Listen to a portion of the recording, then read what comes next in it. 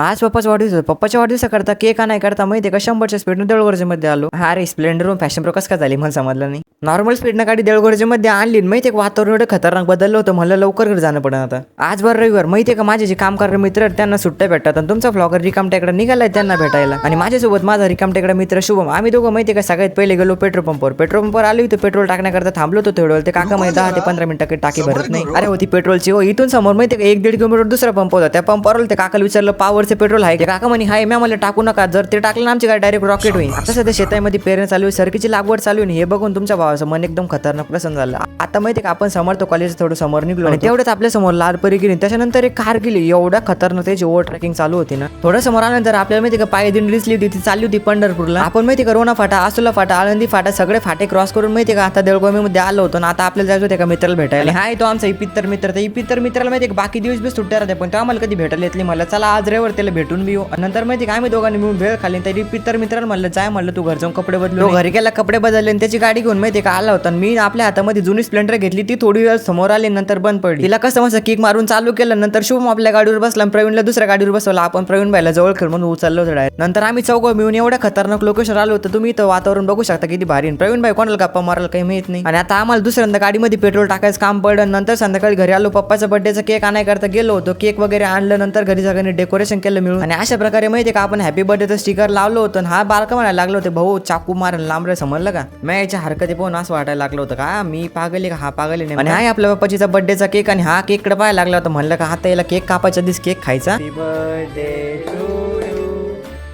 अशा प्रकारे आपल्या दिवसाची समाप्ती. व्हिडिओ आवडला व्हिडिओला लाईक करा चॅनलला फॉलो करा आणि सबस्क्राईब पण करून घ्या.